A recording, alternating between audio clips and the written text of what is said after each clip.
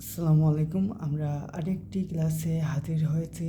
তো এখানে আমাদের টপিকস হচ্ছে have to, has to, had to. এই হ্যাড টু হয় হচ্ছে অতীত, ঠিক আছে, অতীত। আর এই দুইটা হয় হচ্ছে প্রেজেন্ট টেন্স অর্থাৎ বর্তমানে। আর অর্থাৎ এই হ্যাভ টু, হ্যাজ টু, এগুলো হ্যাড টু এগুলো কোথায় ইউজ করা হয়? যখন কোনো বাক্যে বাধ্যতা বোঝায়। এখন ধরেন যে আপনার ক্লোজ ফ্রেন্ড, ঠিক আছে, তার কালকে হচ্ছে বার্থডে পার্টি আছে, ঠিক আছে। তো এই বার্থডে পার্টিতে আপনাকে দাওয়াত দিয়েছে। তো বললো যে দোস্ত তোকে আসতে হবে। তো এই ক্ষেত্রে আপনি কিন্তু আপনার বন্ধুর প্রতি কিন্তু বাধ্য, কারণ আপনার ক্লোজ ফ্রেন্ড আপনাকে বলছে যাওয়ার জন্য। তো সেক্ষেত্রে আপনি কিন্তু বাধ্য। সো এখানে যদি প্রেজেন্ট বোঝায় তাহলে হ্যাভ টু, হ্যাজ টু, আর অতীত বোঝালে হ্যাড টু। দেখা যাচ্ছে আপনাকে কোনো ফ্রেন্ড রবিবারে তার বার্থডে পার্টিতে দাওয়াত দিছে, আপনি দেখেন কোনো কারণে আপনি যাইতে পারেন নাই। তো তখন আপনি বসাবেন হ্যাড টু, ঠিক আছে, অতীত হয়ে গেলে। আচ্ছা, এখন দেখেন, তো আমাকে যেতে হবে। হ্যাঁ, এই বাধ্যতা অর্থে সেন্টেন্সগুলো এরকম হয়, আমাকে যেতে হবে, আমাকে খেতে হবে, অর্থাৎ অনেকটা ফিউচার টেন্সের মতো কাজ করে, ঠিক আছে। তো এখন দেখেন, এই বাক্য আমরা ইংলিশে করব। তাহলে প্রথমে সাবজেক্ট, সাবজেক্টকে আই, তারপরে কি হ্যাভ, আইয়ের সাথে কি হয় হ্যাভ, ঠিক আছে। তারপরে কি হবে, টু হবে, টু। এখানে বিয়ন কি, যাওয়া, তাহলে গো, ঠিক আছে। এই এখন ধরেন যে আমি এখানে প্র্যাকটিস করব এখানে, যে আমাকে আহ, সংযোগ করতে হবে, আই হ্যাভ টু ডায়াল, তোমাকে সংযোগ করতে হবে, ইউ হ্যাভ টু ডায়াল, তাকে সংযোগ করতে হবে, হি হ্যাজ টু ডায়াল। এইভাবে আপনারা প্র্যাকটিস করবেন, ঠিক আছে। যেরকম আহ, এখান থেকে সব থেকে সহজ যেটা আছে সেটা দেখি। সেটা হচ্ছে এই যে সংযোগ বিচ্ছিন্ন। হ্যাঁ, তো আমি যদি বলি তোমাকে সংযোগ বিচ্ছিন্ন করতে হবে, অথবা তোমাকে এই ধরেন ইলেকট্রিসিটির সংযোগ বিচ্ছিন্ন করতে হবে, তাহলে you have to disconnect the electricity line, ঠিক আছে। এইভাবে আপনাদেরকে কথা বলার ট্রাই করতে হবে, ইংলিশে কথা বলার ট্রাই করতে হবে, তাহলে আস্তে আস্তে হয়ে যাবে, ঠিক আছে। তারপরে দেখেন, আমি যদি নেগেটিভ করি তখন হচ্ছে আমাদের এই হ্যাভ কখন হয়, হ্যাভ হচ্ছে হচ্ছে first person, only third person singular হলে হ্যাজ হয়। যেরকম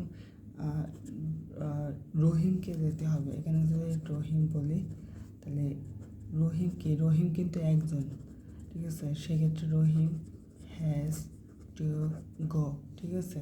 আর বাকি সকল ক্ষেত্রে অর্থাৎ থার্ড পার্সন বাদে যা হবে সব কিন্তু হ্যাভ হবে, ঠিক আছে।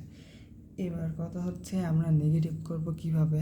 তো এখানে দেখেন, আমাদের সাবজেক্ট অনুযায়ী এখানে বসাইতে হবে। এখন দেখা যাচ্ছে বললাম যে আমাকে যেতে হতো, হ্যাঁ, আমাকে যেতে হতো।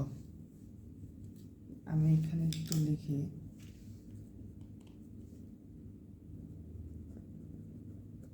আমাকে যেতে হতো, অর্থাৎ অতীতের বাধ্য। ধরেন আপনার ফ্রেন্ড দাওয়াত দিছে, এবার যাইতে পারেন নাই। তো আপনার ফ্রেন্ড বললো কী রে দোস্ত, যাইতে পারিস, আসিস না কেন? হ্যাঁ রে দোস্ত, আমাকে যেতে হতো কিন্তু আমি যাইতে পারি নাই। হ্যাঁ, তো এই যে যেতে হতো, এই যে অতীতের বাধ্য বোঝাচ্ছে। বাংলা ক্রিয়ার শেষে ত অতীতাম থাকলে অতীত। তো সেক্ষেত্রে এখানে আমাদের কি হবে, আই, অতীত হলে কি হয়, হ্যাড হয়, হ্যাড টু গো, ঠিক আছে। এবার ধরেন এখানে আমি নেগেটিভ করব। তো সেক্ষেত্রে প্রেজেন্ট টেন্সে হলে এই এতটুকু, আর পাস্ট টেন্সে হলে এটা, ঠিক আছে। আর এখানে কিন্তু সবসময় হ্যাভই হবে, ঠিক আছে, এগুলোর পরে। তো এখানে দেখেন প্রথম কি হবে, আই ডোন্ট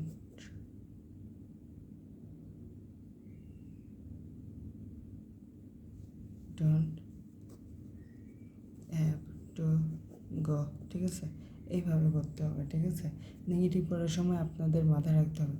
আর যখন পাস্ট টেন্সে নেগেটিভ করবেন তখন হচ্ছে I did not have to go, ঠিক আছে? মাথায় রেখে। আর যখন আমরা হচ্ছে প্রশ্ন করব তখন আমাদের এই যে ডু ডিড ডাজ এগুলো সামনে এনে রাখবো। তাহলে আমাদের প্রথমে এটা দেখতে হবে কোন টেন্সে আছে, প্রেজেন্ট টেন্সে আছে। তাহলে এখানে ডু ইন সাবজেক্ট কি ইউ, ইউ, তারপরে কি হ্যাভ টু গো, ঠিক আছে? তোমাকে কি যেতেই হতো, তো আপনি বাধ্যতাতে প্রশ্ন করছেন, মানে সে বাধ্য কিনা আপনি এটা প্রশ্ন করছেন, তো সেক্ষেত্রে প্রশ্ন এভাবে করতে হবে, ঠিক আছে?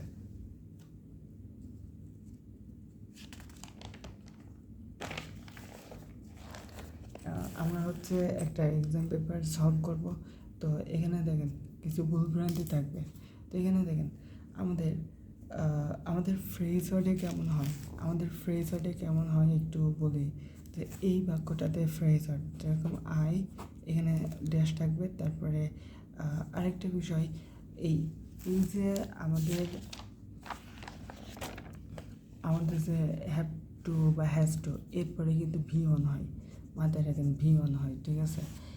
হ্যাড টুর পরেও কিন্তু ভি অন হবে, ঠিক আছে? মাথায় রাখেন, এটা মাথায় রাখতে হবে, ঠিক আছে?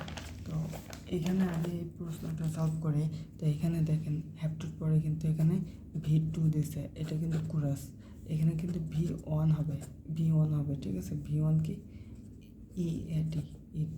আর এটা দেখেন হি হচ্ছে third person singular, third person সিঙ্গুলারের পরে কখনো হ্যাভ হয় না, থার্ড পারসন সিঙ্গুলার হলে হ্যাজ হয়, কিন্তু এখানে ভুল, এখানে হ্যাজ টু গো হবে, ঠিক আছে? মাথায় রাখেন।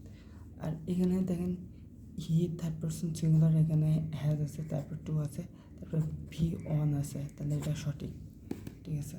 তাহলে I don't have to learn, তো এইটা দেখেন প্রথমে ডোন্ট আছে। এই যে আপনি যদি এই প্রশ্নটা দেখেন তাহলে বুঝতে পারবেন।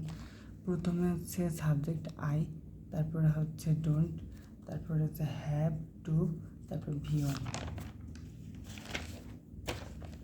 তো এই দেখেন এখানে কিন্তু ঠিকই আছে, তাহলে এখানে সঠিক। এখানে দেখেন হ্যাড, এইখানে কখনো নট হয় না, ঠিক আছে? এটা হইতে গেলে আমাদের কি করতে হয়, পাস্ট টেন্সে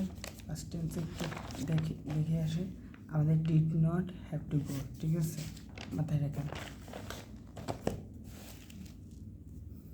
আমাদের এখানে did not have to read, ঠিক আছে? আর আপনাদের হচ্ছে ফ্রেজ ওয়ার্ডে কীভাবে হয়, ফ্রেজ ওয়ার্ডে যেভাবে হয় সেটা হচ্ছে, ধরেন যে আমি প্রথমটা নিলাম আই এন ড্যাশ থাকবে, তারপরে হচ্ছে ইট, তারপর ডট ডট ডট থাকবে। তখন আপনাকে বুঝতে হবে যে ওই বাক্যটা দ্বারা কি আমাকে বাধ্য বোঝাচ্ছে না অন্য কিছু বোঝাচ্ছে। যখন বাধ্য বোঝাবে তখন অবশ্যই ওখানে হ্যাভ টু মেরে দেবেন। তবে আরেকটা বোঝার উপর হচ্ছে এই ড্যাশের উপরে যেটা, এটা কিন্তু ভি অন, ঠিক আছে? আর আরেকটা জায়গায় মাথায় রাখবেন, সেটা হচ্ছে সাবজেক্ট কোথায়, সাবজেক্ট কিন্তু ফুল স্টপের পরে, এবং ফুল স্টপের পরে এবং ফুল স্টপের পর এই সাবজেক্টের পরে কিন্তু ড্যাশ থাকে, ঠিক আছে? আপনাদের যদি কোনো একটা বাক্যে একদম বাক্যের শুরুতে গ্যাপ, তারপরে ইট থাকে, এটা কিন্তু কুরাস হবে। কারণ আমাদের ড্যাশ কোথায় হয়, আমাদের প্রথমে সাবজেক্ট, এই যে আমি একটু ভুলে যাই, দেখেন প্রথমে সাবজেক্ট, তারপরে হ্যাভ টু, হ্যাজ টু, এইগুলো আমাদের কিন্তু সাবজেক্টের পরেই ড্যাশ থাকবে, ঠিক আছে? এটা মাথায় রাখেন, ঠিক আছে? আর আপনাদের ঢাবিতে কিন্তু প্রশ্ন হয় কিন্তু বিভিন্ন কায়দায়, ঠিক আছে? যেরকম এখানে ধরেন আই, এখানে এইভাবে থাকতে পারে, ঠিক আছে? যে এখানে ধরেন যে আই থাকতো, ড্যাশ থাকতো, হ্যাঁ ঢাবিতে। এক হচ্ছে ডোন্ট হ্যাভ টু গো, হ্যাঁ, তারপর be did not did not had to go, এভাবে থাকবে। সি হচ্ছে ধরেন ডাজেন্ট হ্যাভ টু গো বা ডাজেন্ট হ্যাভ টু গো, এইভাবে থাকবে। সো আপনাকে যেটা সঠিক সেটাই মার্ক করতে হবে, ঠিক আছে? এটা মাথায় রেখে